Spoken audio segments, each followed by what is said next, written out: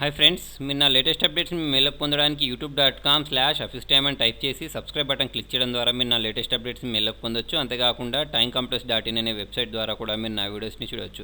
Friends, మీరు నా Hindi channel అప్డేట్స్ని కూడా మీరు మీ మెయిల్లోకి పొందడానికి కింద డిస్క్రిప్షన్లో ఇచ్చిన ఈ లింక్ని క్లిక్ చేసి సబ్స్క్రైబ్ బటన్ క్లిక్ చేయడం ద్వారా మీరు నా హిందీ ఛానల్ అప్డేట్స్ని కూడా మీరు మీ మెయిల్లో పొందొచ్చు. ఫ్రెండ్స్, మనం గూగుల్ ప్లే స్టోర్ నుంచి ఏదైనా డౌన్లోడ్ చేయాలి అంటే దానికి ఒక జీమెయిల్ అకౌంట్తో లాగిన్ అయ్యి గూగుల్ ప్లే స్టోర్ నుంచి డౌన్లోడ్ చేయాల్సి ఉంటుంది.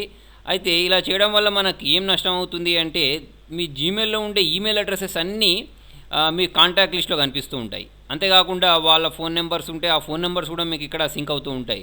ఓకే, అలాగే చూడండి, మీకు వాట్సాప్కి సంబంధించినవి కూడా మనం వాట్సాప్లో ఎవరినైనా యాడ్ చేసుకున్నాం అనుకోండి, మీ కాంటాక్ట్ లిస్ట్లో వాళ్ళ నెంబర్స్ అన్నీ 2 టైమ్స్ చూపిస్తూ ఉంటాయి. వాట్సాప్ కాంటాక్ట్ చూపిస్తూ ఉంటుంది, ప్లస్ మనం మొబైల్లో యాడ్ చేసుకున్న కాంటాక్ట్స్ ఇట్లా ఎవరికైతే వాట్సాప్ ఉందో వాళ్ళ నెంబర్ 2 టైమ్స్ చూపిస్తూ ఉంటుంది. అలా చూపించకుండా ఓన్లీ ఒకేసారి చూపించాలనుకోండి. చూడండి, ఫస్ట్ ఆఫ్ ఆల్ నేను ఒకటి చూపిస్తాను మీకు.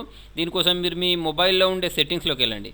సెట్టింగ్స్లోకి వెళ్ళిన తర్వాత ఇక్కడ మీరు కింద స్క్రాల్ చేసుకున్నట్టయితే మీకు ఇక్కడ ఒక ఆప్షన్ ఉంటుంది, అకౌంట్స్. ఈ అకౌంట్స్లో ఇక్కడ మీరు దేని నుంచి అయితే లాగిన్ అయ్యారో దానికి సంబంధించిన ఈమెయిల్ అకౌంట్స్ ఇక్కడ మీకు చూపిస్తాయి. అంటే వాట్సాప్ను గూగుల్ రెండు ఉన్నాయి కదా. ఇప్పుడు నేను గూగుల్లోకి వెళ్తున్నాను. గూగుల్లో నేను ఈ ఈమెయిల్ అడ్రస్ తోటి లాగిన్ అయ్యాను కాబట్టి నాకు ఆ ఈమెయిల్ అడ్రస్ చూపిస్తుంది. మీరు ఏం చేయాల్సి ఉంటుంది అంటే, ఈ ఈమెయిల్ అడ్రస్ని ట్యాప్ చేయండి. ట్యాప్ చేసిన వెంటనే మీకు చూడండి ఇక్కడ ఏమేమి సింక్ అవ్వాలి అనేది ఇక్కడ చూపిస్తూ ఉంటుంది. చూడండి, నేను ఆల్రెడీ కాంటాక్ట్స్ని ఆఫ్ చేశాను. లేకపోతే ఈ కాంటాక్ట్స్ ఆఫ్ చేయకపోతే నాకు ఏమవుతుంది అంటే, నాకు జీమెయిల్లో ఉండే కాంటాక్ట్స్ అన్నీ నా మొబైల్లో చూపిస్తూ ఉంటాయి.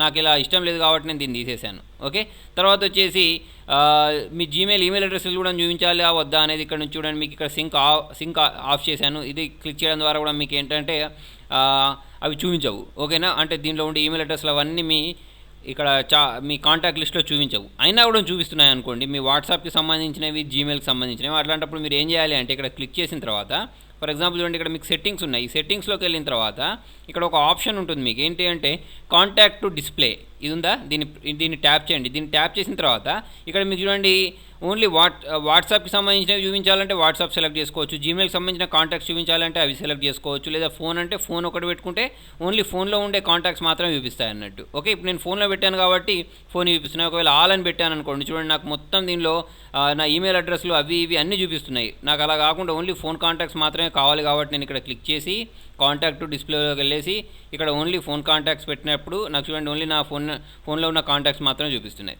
ఫ్రెండ్స్, మీకు నా వీడియో నచ్చినట్టయితే లైక్ బటన్ ప్రెస్ చేయండి. ఫేస్బుక్ ద్వారా, ట్విట్టర్ ద్వారా, గూగుల్ ప్లస్ ద్వారా నా వీడియోని షేర్ చేయండి. మీ సలహా సూచనలు కామెంట్ రూపంలో తెలియజేయండి. Thank you.